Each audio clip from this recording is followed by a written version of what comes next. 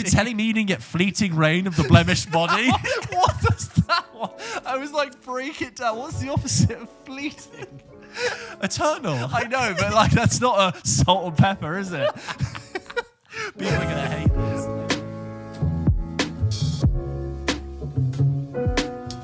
Yeah.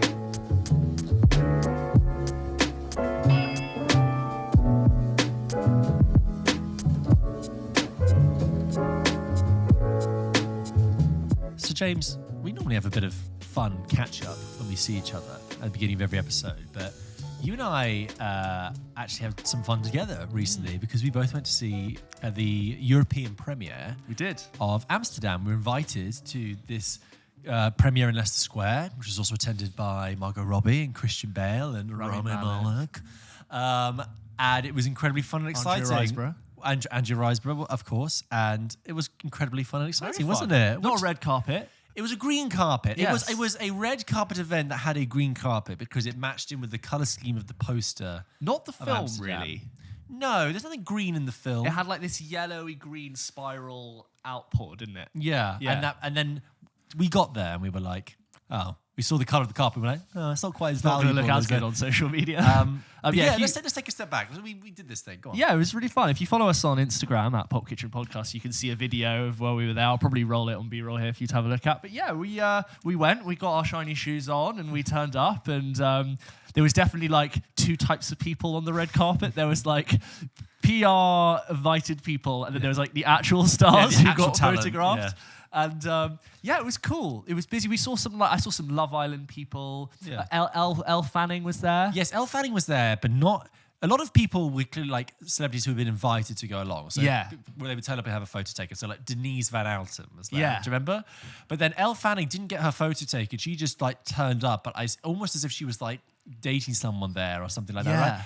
And we just sort of stared at her, really. We were like, We that's were Elle Fanning, and just watched her There walk goes by. Elle Fanning. But no, it's fun. It's fun to see like the mechanics of the industry. I think one of our main takeaways from it was like, could you, because we were like walking on the green carpet, not that anyone looked at us, but like, could you imagine what it would be like to actually be so famous and have that part of your job be written into your marketing contract? And you've got to stand here and like be just completely photographed and stared at, and everyone's grabbing for your attention. How overwhelming that would be. Literally shouting you, going, hey, over here, Margot, sign this, Yeah. do this, that. And, like, everyone stares at you. And then you stand still and your hairstylist comes over and just tweaks your hair. Yeah, and you got to stand by like this big backdrop, and there's like 20 photographers there, clicking, snapping, flashing. And it's almost like is this crazy. the first premiere you've ever been to? I think so, yeah. Where I've like been on the red carpet. Invited to. Yeah. Yeah, it is. It's cool. Which is cool. I liked it.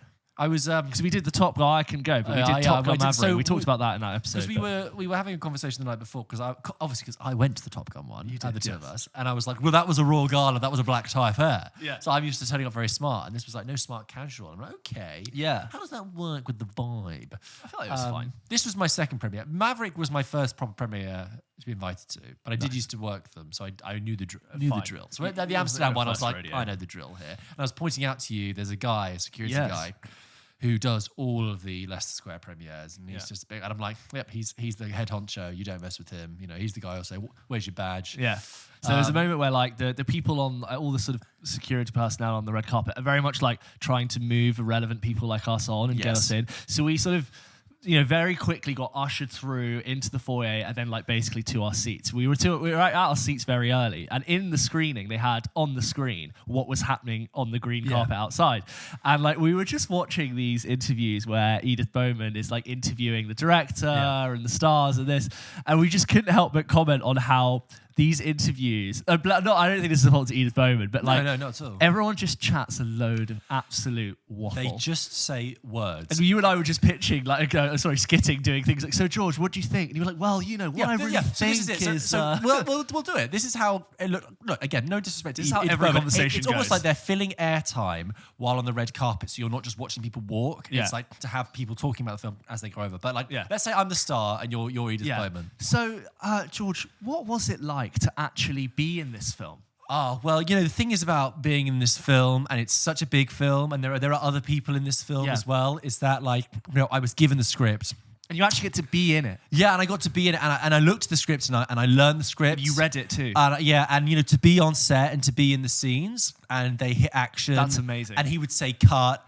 And it's amazing you get to actually work like that for this one. Yeah, and I worked so with the director and the other actors as well. Oh, that's amazing to actually work with the actors for many days, even weeks. And we're just watching this. I'm like, no one's saying anything. Yeah. They're just saying a load of fluff. So we're laughing, and they're just saying meaningless nothing, just a load words. of nothing. And like, I don't even know what they're meant to say at that point, but you and I were just laughing at them all, just saying nothing. There are things that it's neither a statement nor anything offensive. No. There is nothing you can do with those words except hear them. It's just enough to do the job, but so little that no one could ever pick up on something you said and write an article that either endorses the film massively or like really is against it. It's so wonderfully neutral. And again, not a disrespect to the stars who are being asked this, because they are part. It's like, in a way, a very, very fancy assault course for them. It's like, you got to enter. You can get your photo taken. Pictured here. And then you're going to walk down the red carpet. Fans. You're going to get interviewed here. And then you get taken down there. And then boom, you get another photo. You have an interview at the top. Yeah. And then you come in, and then there's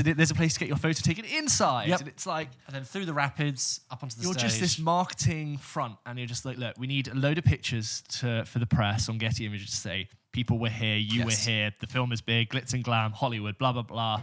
But I can see why even they could be on the red carpet or that area for 20 minutes and it'd be exhausting. Oh.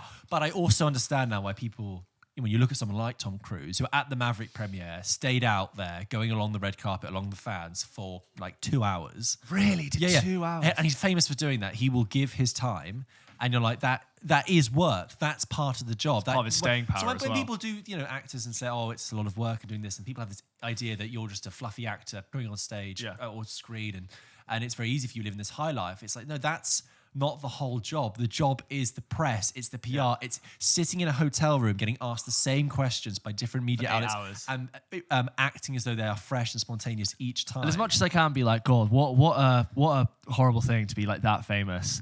It is the price to pay for an 8-figure paycheck to do films. Well, right? That's what it's more like. And fame and prestige. I mean, saying that it's the price to pay, I think it's more like if your salary is that much, your job will involve uncomfortable and it may be boring, tedious things like that. You need to go through that. Acting in films is like what a privilege that is to call that your job, right? To be like revered by millions of people around the world. There's always a catch. There's always a trade-off. Yeah. So. It was a very interesting experience. We had fun. And then we went and watched the film, which we will review for you in a second. David O. Russell came out on the stage before we watched the film, and they all got like Rami Malek got brought on, Margot Robbie, Christian Bale, and they literally just waved. And then David O. Russell said a bunch of similar waffle about how the film's really good. It's like, okay, and enjoy the movie. And then they all walked off. They were probably on stage for 30, 40 seconds. Anyway, that was the premiere. I enjoyed it. I really enjoyed going. And stay tuned for our thoughts on Amsterdam.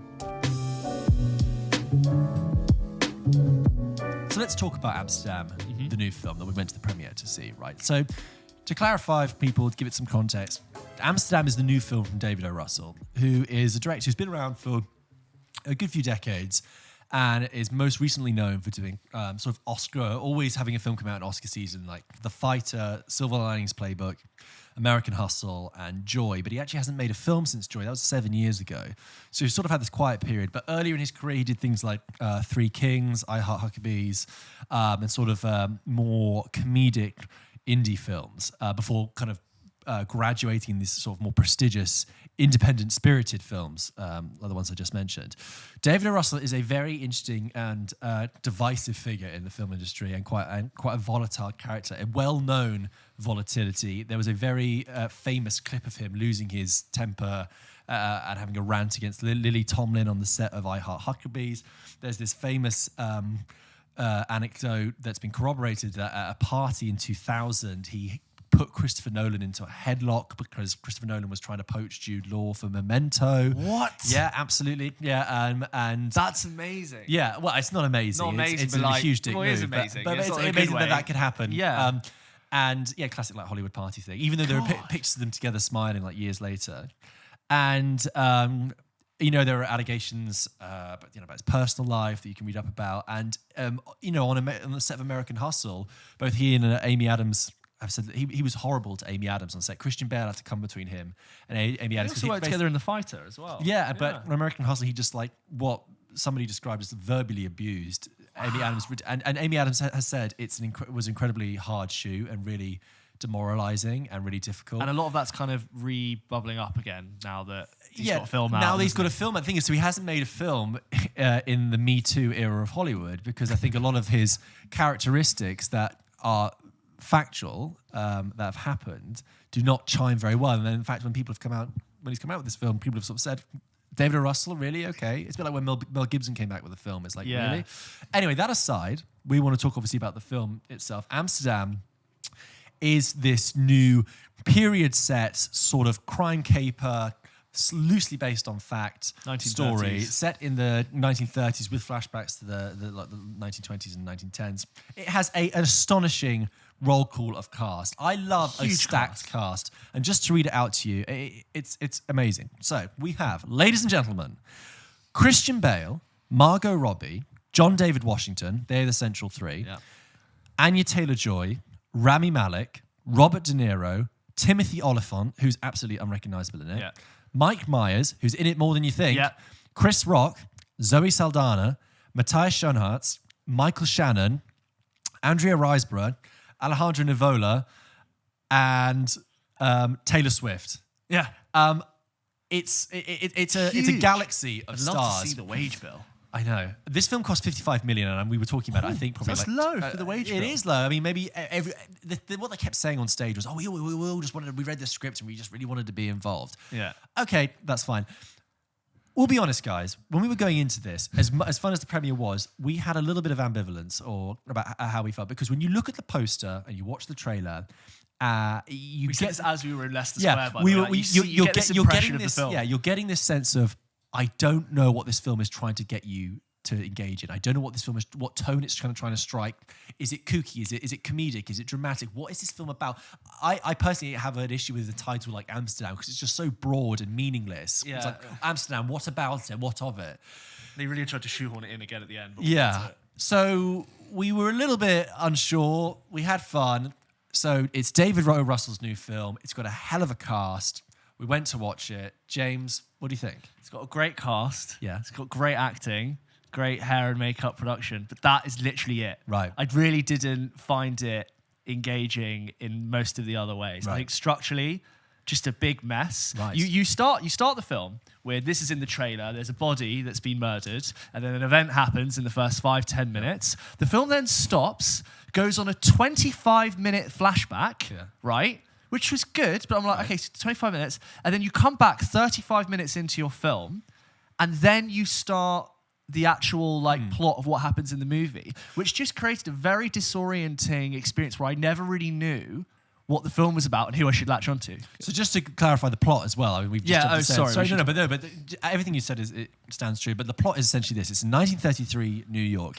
Christian Bale is the central character who plays this doctor. I mean, this sounds like there's something very Shaggy Dog story about David O. Russell's films, and this one is like, okay, Christian Bale plays a World War I veteran, 1933's New York, who's a glass eye and a back brace, who makes who makes prosthetics for veterans, and he walks with this sort of stoop because he's injured. He administers like different experimental painkillers. Yeah, he's making his own medicine, which sometimes works and sometimes doesn't. He's got John David Washington, who was a veteran with him in the war. He's a lawyer.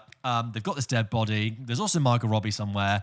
And like as James has said, this body turns up and John David Washington and Christian Bale's character are implicated in it. They need the help of Margot Robbie. There's a bit of a flashback to actual World War I era. And so begins this crime caper of running around. Whose help do we need to get? Oh, we need to run over there to get this person's help. And it sort of heads towards something that's loosely based in fact. The opening frame of this film says a lot of this really happened, which is almost exactly what the beginning of American Hustle said. Yeah. It's a funny way of saying based on a true story, but barely. Yeah, and it's very much in American Hustle territory. Yeah. This is big wigs, big costume, slightly based on a true story. You got limps and twitches but given the David O. Russell treatment. So sorry, continue. No, that was it. That's what I found really strange about it, is how the structure immediately threw me off. So I spent, I think, 35, 45 minutes really kind of not knowing where to place place myself. And then after that moment where you have this like 25-minute flashback of like how these characters got together, which is all very well and good, and I think storytelling's fine. I then spent like the second act of the film wandering around a bunch of different scenes, not really following why that scene happened or what anyone was actually like. Everyone talks, but no one really said that much. And there is something very strange about David O. Russell dialogue. Yes, right? There will be moments, lines that are very witty, very sharp and funny, followed by dialogue that not only just doesn't land, but is almost so meaningless and empty, it doesn't go in. People will say stuff and I think, oh my God, I don't have no idea what they've just said. But it's packaged in this like really premium, like beautifully shot by Emmanuel Lubezki. You can instantly recognizable as an Emmanuel Lubezki shot film. And like it's so beautifully graded and the lighting's beautiful. And I'm like, oh, this is tricking me into thinking like I should really understand what's going on. Yeah. And I'm like, I'm almost like embarrassed being like, I'm not following this. Yeah. But that's not my fault. I actually don't think it packages up its story very well. There's something quite illegible about it, the way it's and then like I said, structurally, you start with like a hook and you just put it on ice for almost 30 minutes and then you asked me to come back and I felt like, you know, I'm not going to spoil it, and it goes on to sort of tell you a grand statement about what it's really about, but it felt really shoehorned in at the end to go, actually, no, this is our grand message about power corrupting, and this is what it leads to, and where we go from here, and it all from Amsterdam. And I'm like, what is the... It was just very, very confused. Pointless. But like,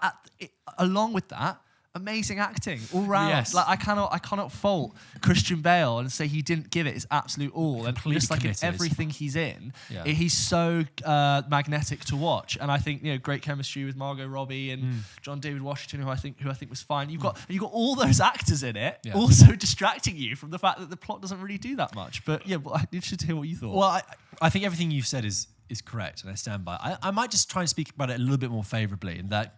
So I, like you, was watching it thinking, you've got this very peculiar film. It is peculiar. You've got dialogue written in a certain way. It's shot with this Emmanuel Lubezki sort of skew-if angle. You've got a very sort of indie sensibility. You feel like you're watching an indie film, but incredible production and prestige-looking quality of film. Amsterdam is uneven. It's baggy. It's odd, and it's peculiar, and it's a bit long.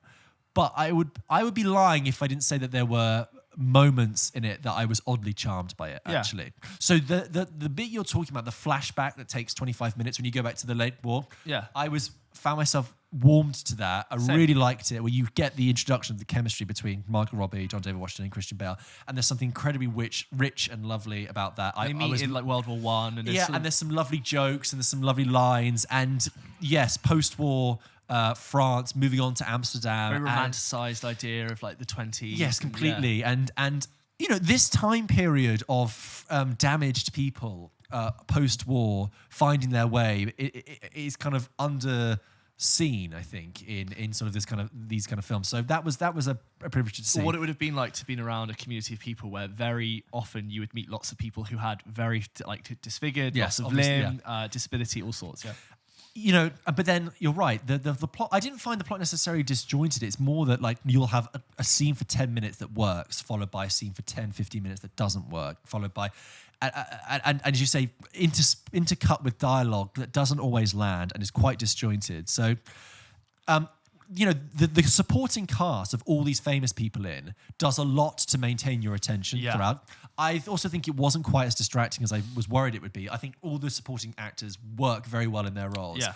Mike Myers. I told you before we start, I bet Mike Myers is in one scene, and he does, and he's in multiple, and he's good. And he works, absolutely. Yeah. He's doing that cartoonish Mike Myers thing, but in a way that works within this film. Yeah. Michael Shannon's his other half. Great. Rami Malek, brings a certain slightly slippery edge to things. He does that to everything. He does that to everything. De Niro's in it more than I expected. Yeah. I love Anya Taylor-Joy. I think she was miscast in this because I think that character should have been 10 years older. I know what you mean. Rami Malek is 40. Anya Taylor-Joy is like 25. And is she only 25? Or something like that. And she's like talking about Robert De Niro as like a strong attraction. That never works for me. Yeah. Andrea Riseborough is great. The bumbling detectives of Matthias Schoenhardt and Alejandro Nivola are just great together. Zoe Saldana doing a fantastic calm, poised she's a surgeon, I guess you could say, right? But the central trio, absolutely. Christian Bale, always great, always committed. Margot Robbie just continues to be a completely like magnetic presence on screen. Yeah. In this film, she really is bringing modern kind of sensibility and talent mixed with old cinema glamour. I mean, obviously it's the way she looks in this, but she's got this kind of classic cinema actor look about her. She's just always a joy to watch, always brilliant. And John David Washington has this strong, stoic, very grounded presence, which I always really like. Yeah. But I agree that I wish there was more going on outside of it. In the last act, it heads towards this based on true story thing. Now, when we arrived to it, I thought, oh, this sounds quite interesting. I really wish we'd had a different film doing this. Because this sounds like a great plot for another film. Yes, I wish this was the whole plot, the whole film, and not just like this ending bit. I think that the idea was that these characters who are driven by the same moral code stumble into this much larger scenario. I think that's what it was trying to do, but it felt tacked on to me. Do you know what? If I'm being completely honest, like here I am trying to find certain elements, and certain elements did work. I think a lot of people will find it frustrating and tedious, and this is harsh, but I don't think anyone will remember this film in 2 years' time. No. I think it'll be... Do many people talk about American Hustle, though, in the same way? I don't think they do. I think American Hustle... I guess it did get nominated. That got nominated, so it had a bit more of a running, but I really feel with this, that feeling we had when we looked at the poster of, cool, but what is it you're giving me? It was the three of them, Christian, Margot, and John David, in their very wacky costume design, just on a green and white striped but squiggly background. And like that with the title, which never really made that much sense in the plot of the film, apart from the fact that they just used to live there. Yeah. Never really told you about like why you should watch it, apart from the fact that look at who we got in it. Look at all these famous people. And that was all. Taylor Swift, I thought was very good. Taylor Swift is very good. A brief but very good role. And Chris Rock is great. And I watching the film is like looking through a very tiny window at a very tiny room that's intricately detailed and modeled. Like David O. Russell has created this like toy set. And sometimes I felt like I was looking through that little window and I was like, this is great, but I feel completely cut out from it. And then sometimes I was in that room and I was enjoying it and I felt connected to it, but that was few and far between, frankly. Yeah. And by the last few scenes, like the climax of the film, it's just so much quick... it's nonsense, isn't it? A lot of it is actual nonsense. Not nonsense. And then right at the end, it comes to its little peak. And in my mind, I went, oh, right, yeah, they'll do that then. Yeah. It's like, that's what we've done with this. I guess it is the 1930s. So I think if you are... Great acting. If you like Margot Robbie and you like Christian Bale and you like all that cast and you want to see that, you want to see them play... if you want to see them play dress up with the most expensive costumes and the most expensive sets... Beautiful cinematography. Go and do it. I will say that because, me and George are very unimportant, our seats were the furthest to the left on row D, so the fourth row. Close to the left. We are looking, I'm literally by the wall, and so we are looking up at this screening. Literally, like, upright. Looking at Amsterdam from a Dutch angle. From a Dutch angle. And a lot of the film, like Emmanuel Lubezki wide, and a lot of it was mostly handheld and or like shouldering. Waist height, shot like fairly low, and a lot of it was Dutch, and Christian Bale's character was like this, wonky for the whole film. So a lot of the time I'm watching a wonky person on a wonky shot on a wonky screen with a chair not facing from a front, wonky angle, and it was just all overall. I don't really want it. I watched an italicized version of that film, but I sadly think you'll be going through Amazon Prime in 2 years' time, and it'll be on there, and you'll go.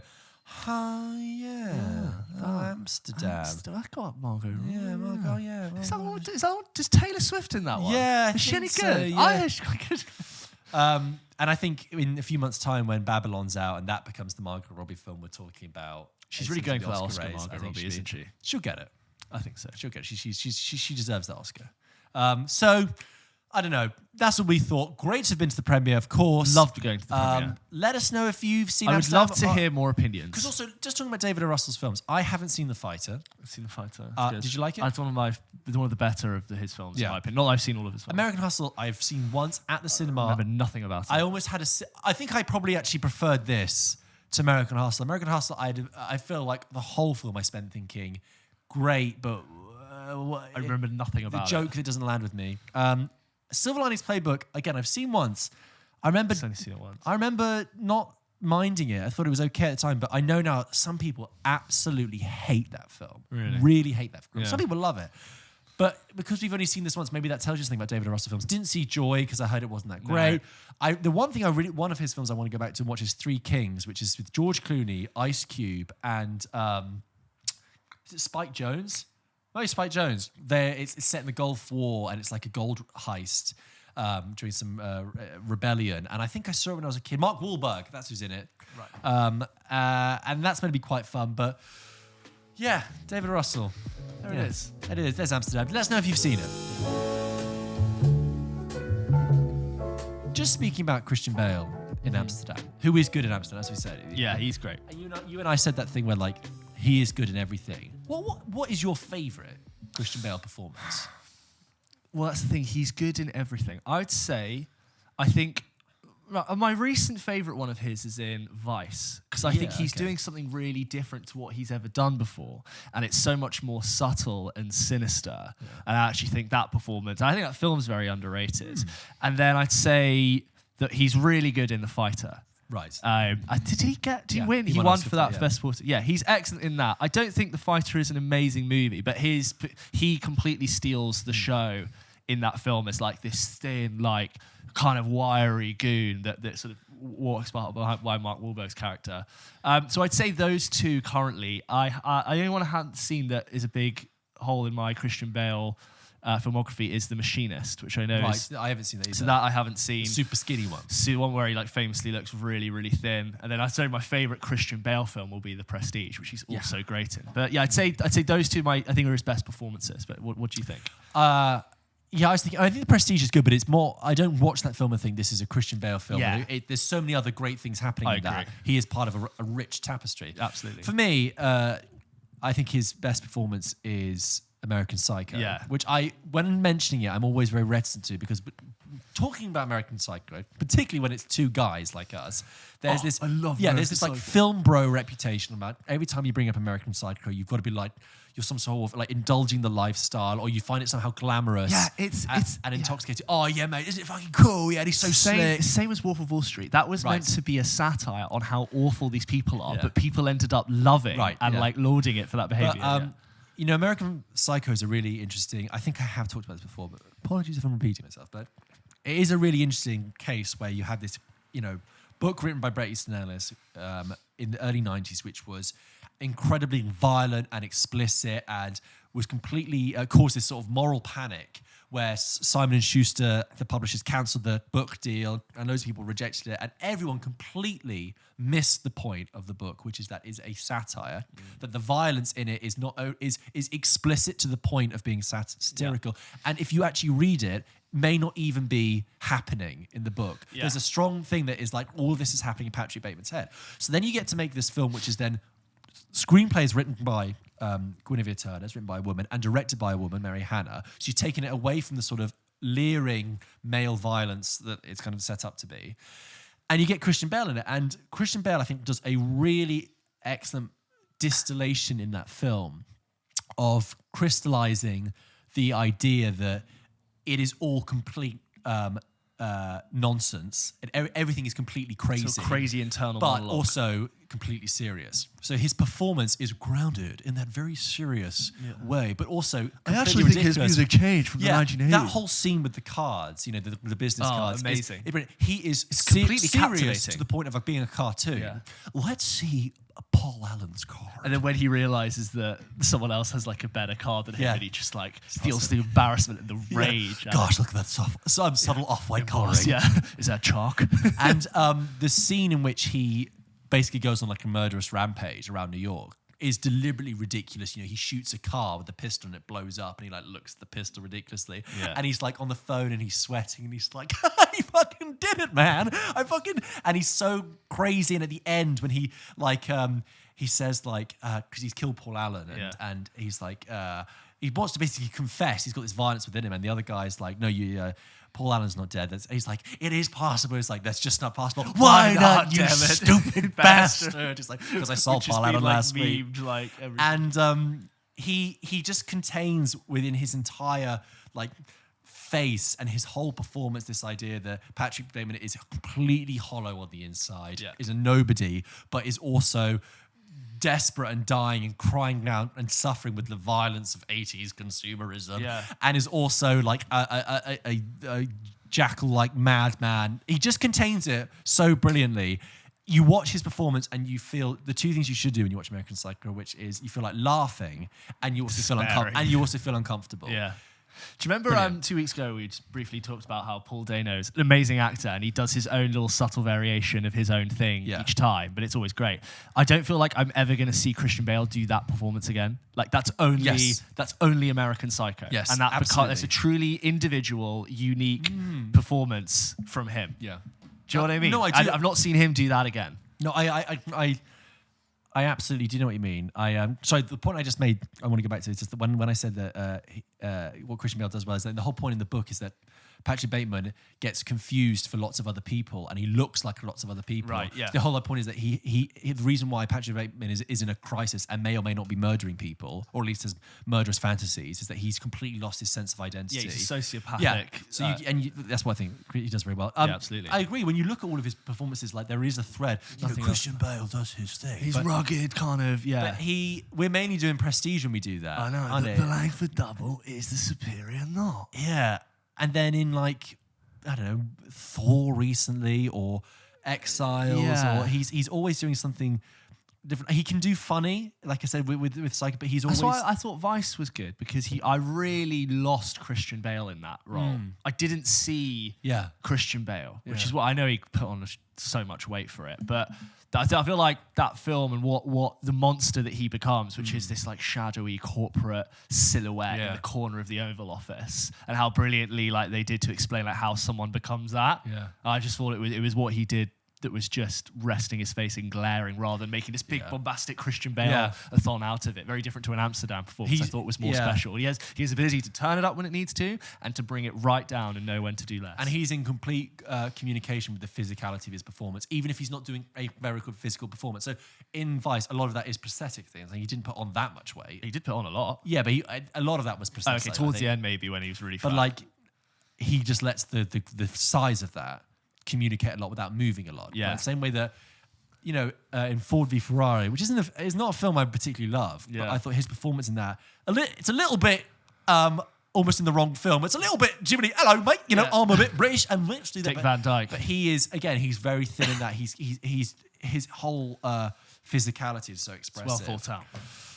He's a great actor, man, though. Is he good in Terminator Salvation? I've not seen it. Because I have seen that on TV years ago. What about Reign of Fire with dragons and Matthew McConaughey? Reign of Fire came up, I want to say, like 10 weeks ago for some reason. Actually? Yeah, I think I brought it up for some reason. I confused, was it like Empire of the Sun with Reign of Fire?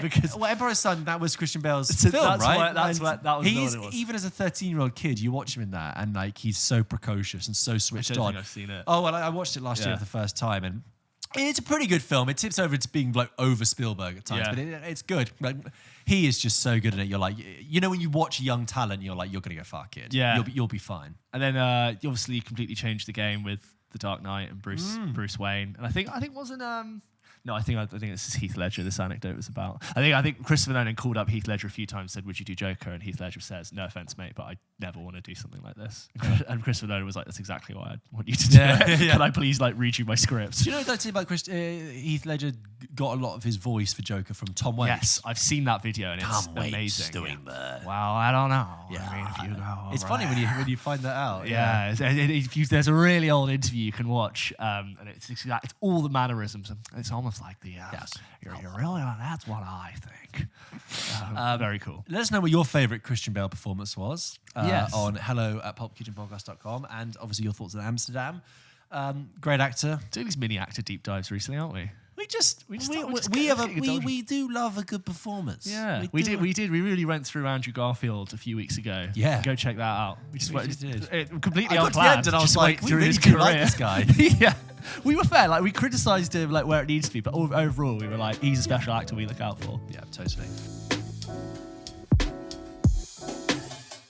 Okay, George, let's go through some of the emails that we got this week. As always, Absolutely. we love hearing from you. All your emails are amazing, and we always try to do our best to read out as many as we can on the show.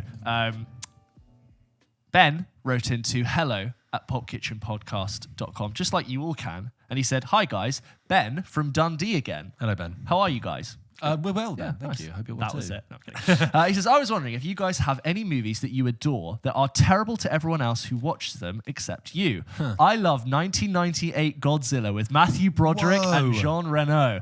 I met my girlfriend of 2 years from a Tinder, Netflix and chill, and I strongly suggested Godzilla. I believe it's the reason we were still together now. Keep it up, guys. Big kiss. Godzilla. Wow. I have a soft spot for the. I think I do. That Godzilla. I really like Matthew Broderick. Is that the best modern Godzilla?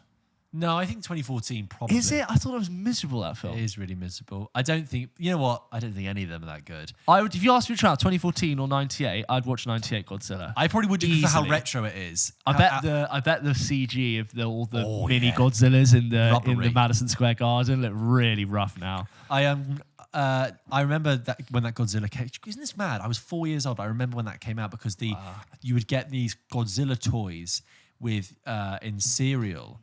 And at first I got a tank from the Godzilla film, but I wanted to have a Godzilla. And I remember having the Godzilla toy that came out of a cereal packet and playing with it. Isn't that a huge testament to like cereal box advertising that all these years later? They don't do toys and do they not? they don't do toys and cereal. That's really anymore, sad. But isn't that amazing that you still it's remember rightly that? so because it was just tricking people to buy sugary. Oh, cereal true. and- Yeah, fair. I like Matthew Broderick. Well, the funny thing about Matthew Broderick is he's almost done like a career in reverse in that he's gone from being super confident, charismatic screen presence to being this very sort of timid, quiet, polite man. Very few things, yeah. He's like Ferris Bueller. He's like, yeah. And now he's like, hello, I'm Matthew Broderick. He's like How a really are you? larger comedic presence that now is very reserved. Yeah. Oh, answer the question though.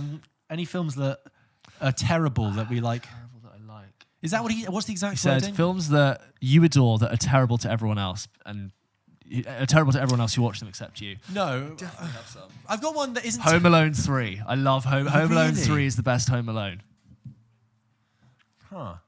I don't expect anyone else to agree. I don't expect anyone else to agree, mostly because people haven't seen it. Yeah. But Home Alone 3, I prefer it to the Macaulay Culkin ones. I said it before, Anchorman 2. I like Anchorman 2. Anchorman 2. I've got another one which I haven't talked about before, but I don't know if this is hated by people. But I always stand by The Perks of Being a Wallflower. Oh, yeah, I've seen it once. Right, I've returned to that film, and I think if that film came out 5 years later, because that film has a lot to say about like mental health and trauma, like in the third act. If that came out 5 years later with the conversation around mental health, how much it had progressed, I think people would have thought about that film completely differently. Yeah. And Logan Lerman does a really, really good performance in that. Yeah. And I really wish he'd gone on to do more things. I wish I remembered it more. Yeah, it's good. And, you know, I think people were really, really harsh on Emma Watson on it at the time. Yeah. And it's fun, great soundtrack. So I think that, I stand by that, actually. I can't think of any, but everyone has some. I think I have told you this. There's a bit in it where, I haven't told you this story, so but I'm going to say it again, where it's in the third act, you know, he's having a lot of trouble when he calls his sister, and she's at this, like, house party, and she's like, it's in the 90s, remember? She picks up the phone, and she's like, what's up, Charlie? Okay, stay where you are. And she says to somebody else at the party, call the police. I'm like, it's the 90s. You have the phone. It's a landline. No one has mobiles yet.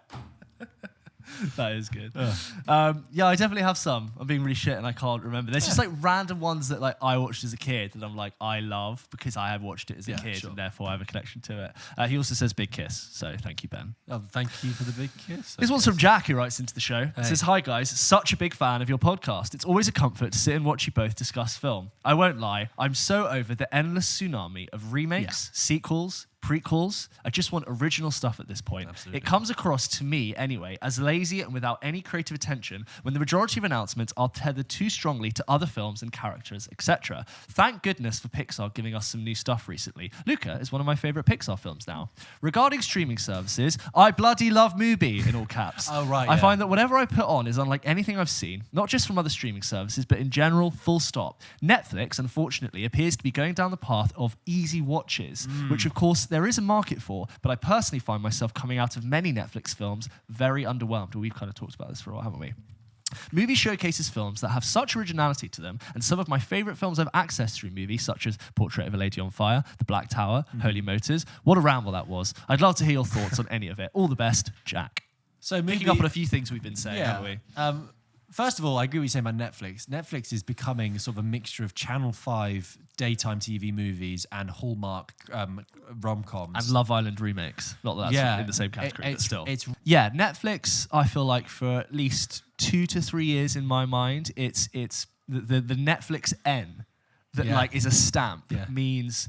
now actually means chances are it's not something I want to watch. It's crossed over. And I think they've gone let's make, what did he say here? It was easy watches. Yeah. What's the easiest thing to put on after a day at work? Broadest thing possible. Like really engaging trickle feed documentary about a serial killer. It's like just anything engaging that reveals you a story. And I think that the quality coming from them is really bad. But that being said, they do usually have a couple of things that are going into the Oscars The category. award season ones are interesting to watch, but that's few and far between. I can't wait for 2 months every year when they put out their prestige content. But it just seems to be like, we'll just make a little bit of everything for everyone. Yes. We just need to get people watching our service. It's a little bit of everything all but the time. The quality has become very diluted amongst a load of shit. Talking about Mubi, this is not an ad, but I do really like Mubi as well. I don't have it, but I used it during lockdown actually. When I remember you saying. Watched some great stuff on there. Really stuff outside of your main channel of a feed of films. Like I watched Baccarat and Hoop Dreams, and I really enjoyed having it. And I think if people I think if people are struggling to find new films and they're a burgeoning film person, they haven't tried Mubi yet, I think check it out. And they've changed it. It used to be, when I used it, even only 2 years ago, Mubi had only like 15 films on per month, and they would slowly change the roster, a bit like a cinema, right? Yeah. Where they'd be showing. And now it's much more like there's loads of things showing that that's you can cool. just go and dip into. Nice. This next one is from Finn. Hello again, Pulp Kitchen. Finn here. Once again writing from Hull/Ull. Oh, right. This time referring to episode 42, wherein you discussed the potential Best Picture nominees for the upcoming 2023 Oscars. You can go and check out that episode if you fancy it. It was very interesting to hear your thoughts on these potential nominees, but I have my thoughts I would like to share as well. Since Parasite's Best Picture win in 2020, the Academy appear to have nominated one foreign language film for Best Picture in the subsequent years, Minari in 2021 and Drive My Car in 2022. Something the article you read lacked was a foreign language Best Picture prediction. Absolutely right. Personally, I would replace The Woman King with Park Chan-wook's Decision to Leave. And if not Decision to Leave, then my second guess would be White Noise, which reunites Adam Driver with his Marriage Story director, Noah Baumbach. Yeah. However, that isn't what my question really relates to. I'm asking about the overall quality of the Oscars as a show. Some of my most recent Academy Awards ceremonies have been the lowest rated. Some of the most recent Academy Awards ceremonies have been the lowest rated ever. My question is, what do you think is the best way the Academy could try to improve the quality of their show and increase ratings? Whether that's by means of hiring better hosts, increasing security to prevent onstage slapping, or nominating more accessible / well-known movies. Once again, sorry for the email length. I promise to make them more concise in the future. Keep up the amazing work. I'm absolutely loving the show. All the best, Finn. So the first one about the Adam Driver and Marriage Story director Noah Baumbach reuniting for White Noise. Yeah, we were going to talk about that, but we didn't have enough time. I'm excited. That's based on a Don DeLillo book. Don DeLillo, American author, has written lots of big, interesting themed books, slightly sci-fi futuristic, futuristic, but like, future thinking things. Like Great suggestion, we agree. Do you remember they did that from Cosmopolis? Yes, Robert it was based on the book by Don DeLillo. Looking forward to that. I love Adam Driver, love Noah Baumbach, can't wait. In regard to the English, non-English language films, I love that. I'm always open to and love to watch. That's one of the good things about the Oscars. It probably shows you something you otherwise wouldn't have watched. Or had it been advertised to me, I think, which is quite good. Sometimes I'm like, oh, that film that was not in English was never advertised to me, and I'm glad it. I love when they push that stuff through. It's a shame the article that we were pulling from didn't say that, but I guess it's just the way it is. And then Oscars ratings going down. Okay, this is the thing.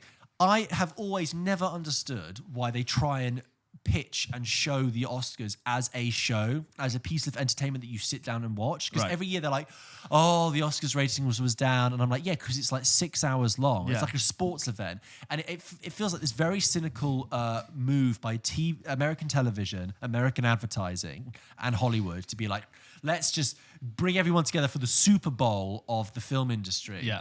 And I'm like, no, I don't know why anyone would want to sit and watch that through the night. Okay, no. It's just and boring. I've never watched it because in the UK you'd have to stay up all night to watch it. However good the films are, however good, it just sounds tedious. What it should be like is like how they do the BAFTAs, which is they have the whole ceremony and they record it and then they cut it down to 2 hours, which you then watch in the evening. And I usually watch the BAFTAs. I don't usually sit and watch the Oscars, regardless of the time difference, because.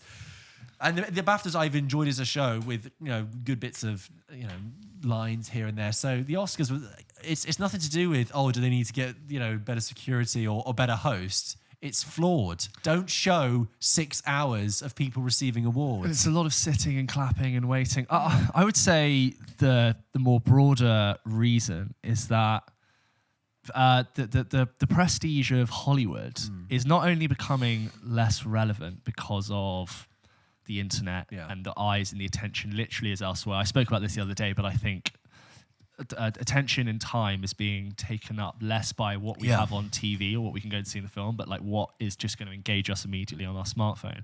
I also think that the Academy and what Hollywood represents has had a very bad run of what I think the most prestigious award in entertainment means now. And I think it's been tainted. And it's only a few years ago that we had the likes of Harvey Weinstein and just all these people being celebrated.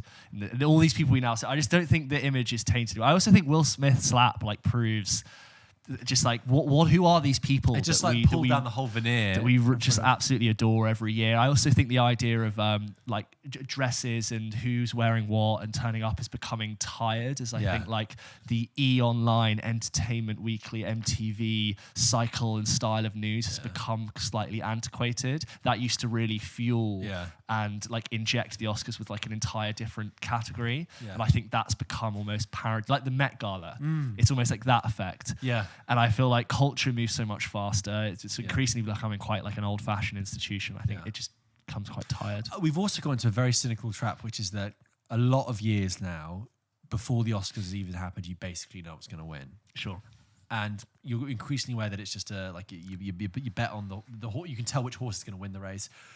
Another thing I've just remembered, which I didn't say at the end of that roundup when we talked about all the films that are going to win next year, or could win next year, is that if you're going to go and watch these films, and it's very exciting heading into award season, I'm going to say to you this. It is okay if you go to watch a film that has got critical acclaim written all over it, is being talked about as being the Oscar film. And you don't like it. I say this because there have been so many times when I've gone to see the hot film that everyone's talking about that week. Oh my God, it could win. I mean, this is going to be amazing. Blah, blah, blah. And you go and watch it and you don't quite click with it. And you feel so strange. You feel like you're an idiot. You're not wrong. Like, have I missed something? Do I need to see it Do I not again? understand it? And it's like the chances are, no, probably not. The chances are in 6 months' time, everyone will have come down from that high. No one will talk about that film anymore. Like the artist. Actually, right. Like the artist. I mean, so I'm just saying to film lovers out there, don't despair if you go and see everything. Be confident and say, actually, I didn't like it. I'm sometimes very suspicious of friends or people I know who go and see these every single critically acclaimed Oscar after film. They've been announced as they're nominated. They go, oh, it's just wonderful. It's just absolutely amazing. Or like Darkest Hour. And I think I was just sublime. Like, I don't believe that it is. I believe that for film industrial purposes, they have decided that this is the film they want to bet on this year. Winston Churchill's so hot right now. Yeah, so they're going to pump all this money behind He's not anymore. No. So just remember that. If it doesn't click for you first time or doesn't work for you, don't despair. Always say how you really feel. Never try to just Trust your gut. Assume that everyone else is going to love it. Thanks, Finn, for writing in. This one is from Haiku Dave from Saskatchewan. Oh yeah, Canada. Hi, Dave. Hey. Hello, gents. I hope today is finding you well. George, does today find you well? I think it finds me okay. Yeah. It's been a nice day. It's sunny but colder. Autumn. Fall. I just finished episode 41, and there was a listener who talked about teens and cinema. Do you remember that conversation, George? I agree that those who are looking for it will find it, but I wonder how many that comes to. Haiku Dave. Wisdom. I agree that those who are looking for it will find it. I've talked to a few younger co-workers about music or movies, and the one line I've heard a few times is, that came out before I was born. Why would I care about that? My response has been, it came out before I was born, but I still discovered it. Not that this is the majority. Dave, I just feel like you're like a sensei floating. Can I just send you an email about my life? Not that this is the majority, but I found that to be a faulty way of thinking. Do they use electricity? Do they wear modern clothing? Enough about that. Enough. Sorry, enough about that though. Not everybody has to be into everything. Just be open to discovering new things, please. The other thing I wanted to mention was about Nope. One takeaway I find myself with is looking at the clouds, and if one sticks out, wonder what's really going on. Thanks for your efforts. Cheers and all the best. Haiku Dave from Saskatchewan. So about people not engaging with stuff that was made before they were born. I've always thought that a success of a good education system is not telling someone something that they should know. Yeah. It's inspiring. I'm silly like Haiku Dave. It's about inspiring curiosity so that someone is interested to go seek something out for themselves. Right? It's like starting their own motor to teach a man to fish. Yeah, and he'll it's never like go hungry. I will one day sit my kid down and be like, "This is Spielberg. You've got to watch this film." But I hope that doing that, I don't want to just force them to watch loads of other films. Hopefully they go, "Wow, I would love to see a film similar to that," or what else is out there. That's what I think you want to do. So. Hopefully people are got their curiosities piqued. And as for Nope with the clouds, I don't look out for Nope clouds. I always try to see if there's like a Pixar cloud from Andy's room in Toy Story anywhere. The perfect flat bottom domes. Haiku Dave, thank you. Sorry, that reminds me. There's a really good joke in The American Office where they're doing a stakeout and they're spying on this other store. And it's Dwight and Michael hasn't got really anything interesting to say. And he goes, "Oh, it's cloudy. It means people, it might rain and people might go inside." And Dwight goes, "Yeah, if that was cumulostratus, that's low-lying nimbus. No, you're clouds, Michael." My one of that is if I'm being followed alone on a road. Not being followed, if someone is walking behind me on a road. It follows every single time. This one's from Kai, spelt C-A-I. I assume that's how I say it. Kai. Hi, guys. I love the podcast. I first saw you on... Oh, you know the rest. Yeah. Anyway, I love that our fans have become the catchphrase shaded by... I almost want people to start lying about how they found us just for it to be the most outlandish reasons. A carrier pigeon dropped me a note from you. An infomercial on a Zeppelin. Hi, guys. Anyway, my question is this. Are there any films you hated the first time you saw them, but have then grown to like or even love? For me, it was Nicholas Roeg's Don't Look Now. Nicholas Roeg's Don't Look Now, which I saw for the first time in a 9 a.m. film studies lecture during my first year of uni, alongside 100 equally disinterested students. I then had to watch it again for a third-year English model, where it quickly became one of my favourite films. Turns out how you watch a film can have a huge impact on how you enjoy it. Who would have thought? Thanks, guys. Keep up the great content. Kai. Thank you, Kai. See previous discussion about Once Upon a Time in Hollywood from episode 30, I think, which I basically the exact same experience to you. Don't Look Now. Have you seen Don't Look Now? No. Really, really interesting film. Fantastic opening. I also think I need to rewatch that. I watched that when I was about 17. And I was like, I don't really get it. I need to be better at reading the questions before we go on and then having an answer. Because all the time I'm like, there's definitely one, but I can't think of it. Oh, well. Okay, well, it'll come back to you. But yeah, Don't Look Now. Good one. I might watch that before Halloween, actually. Oh, nice. It's creepy. It's eerie. Thank you for your question, Kai. This one's from Charlie. Hi, fellas. In the space of just a few months, you have become my favourite podcast in the world. Whoa, I've listened to quite a few other film podcasts, and I can safely say no others come close to PULP Kitchen. Keep up the amazing work. I can't wait for this pod to really blow up. Neither can we. Here's my question. Please tell your friends about PULP Kitchen. Go get the Instagram to love, subscribe, If you're listening, go press the star and give us 5 stars. Here's my question. What are some critically acclaimed films that are held in high regard by your typical cinema lover that you never really seem to love yourself? For me, it's No Country for Old Men. What? I've rewatched it a few times and just never really fell in love with it. The ending drove me absolutely crazy. Interested to hear your takes. Thanks, Charlie. Hard disagree on No Country for Old Men. I disagree on No Country. Yeah, the ending I think is really good, and I really like that film. I'm so sorry. The emailer's name. This is Charlie. Sorry, Charlie. I respectfully disagree, but I understand that film is not for everyone. The thing is about films that are critically... We've had this kind of question before. Yeah. And we don't really like to be too negative. And I've sort of like Fight Club doesn't really click with me. Yeah. But we've kind of touched upon it. I don't have one off the top of my head, and don't really want to. We don't want to do a whole list of films that we don't like. Yeah, it's too easy. And there's always something in there. So sorry to hear you don't like No Country for Old Men. This one's from Jev from Bromley. Hey guys, huge fan of the pod and have literally been spreading the news about you to everyone I know. That's the spirit, Keep Jeff. up the good work. That's it. Indoctrinate everyone. So I recently went to a live film podcast. Won't mention the name because we don't want to advertise them.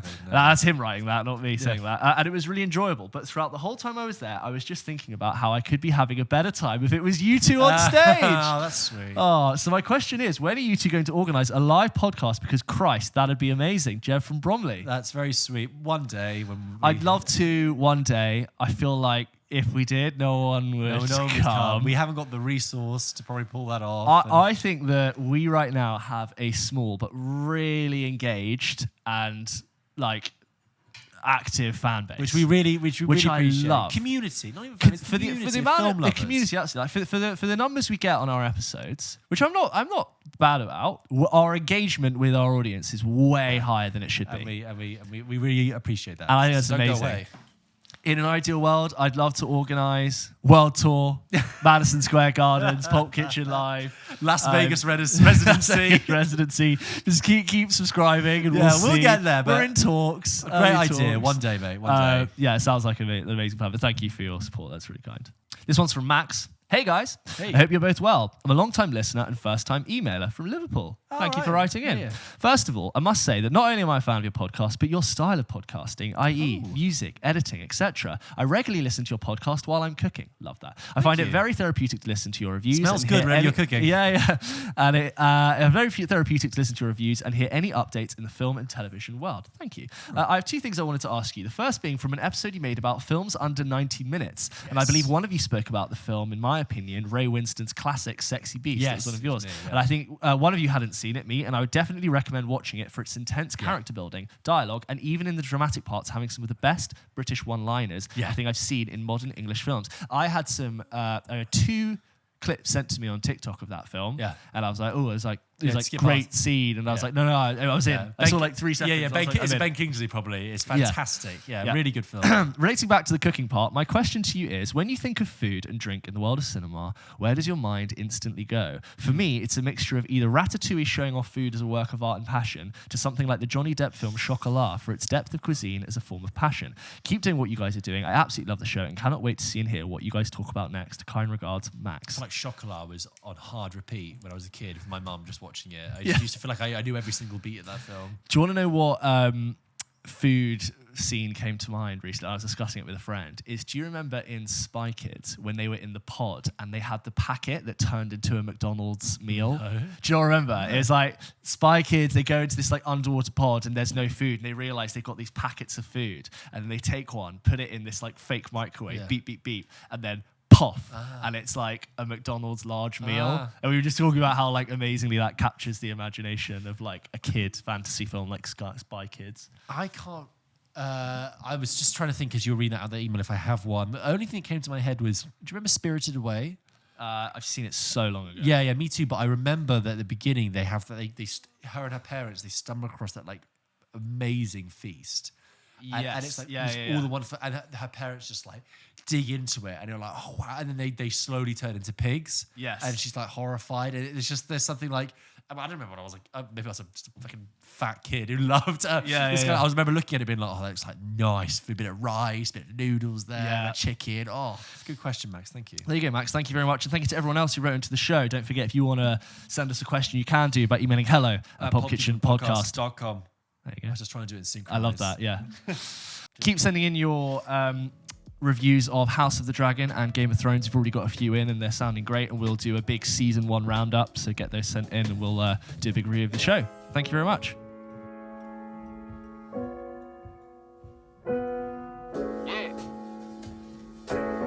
So James, let's end the show as we normally do with another game. And look, people love it. It's back again. Let's do the film opposites, all right? Many people have seen this on TikTok. You can catch it there again. Let's do another round. My turn to give some to you. I've gone through and I've tried to make them a little bit tricky. Tricky? Okay. I hope so, at least. Right. Okay. This is film opposites, James. Okay. So, James. Yes. Guess the film based on its opposite film title. Okay? In 3, 2, 1. The Weakness of the Cat. The Strength of the Dog. Power of the Dog. Yes. Yes, Space to Live. No. Yes, Space No, to Time live. to Die. Yes. Village of Devil. City of Angels. Close. City of Angel. What? City of God. City. Oh shit. Death is ugly. Life is beautiful. Sunrise Street. Sunset Kingdom. Sunset. What? Boulevard. Yes. Bottom knife. Top Gun. Fleeting rain of the blemished body. What? Fleeting rain sun of the blemished body. of the perfect. I don't know. I've got it. Eternal sunshine of the spotless mind. That's a good one. Cold. Hot. Warm. Burnt. Heat. New York Public. LA Confidential. Yes. Uprise. Downfall. Yes. An ugly body. A beautiful mind. Drop me if you can't. Catch me if you can. Off the inland. On the waterfront. Yes. Out of the civilization. Into the Wild, into the wild. And the last one, the useless. The useless, the practical, The help. The help. It's a fudge. Okay. Oh, There you go. well That was done, a good- almost, Those yeah. were a challenge. I enjoyed them. I'm personally happy with My palms are so sweaty. You're telling me you didn't get fleeting rain of the blemished body? What was that one? I was like, break it down. What's the opposite of fleeting? Eternal. I know, but like that's not a salt and pepper, is it? People are going to hate this. I know. Well, I there enjoyed it is, that. guys. I enjoyed that. That's- My hands are so sweaty. I'm literally rubbing them on my Do you know thing. what I've noticed as well? Some of the videos when I give them to you, I'm almost disappointed when you don't get them. And I'm Yeah. like, no, James, you idiot. No, come on. Fleeting blemish or whatever it was. Well, there you go, guys. That was our game. Thank you very I hope much. you enjoyed it. I hope you've enjoyed the show. We, as ever, really appreciated you guys listening. See us out, James. Go on. Don't forget that we post new episodes of Pulp Kitchen every single Wednesday.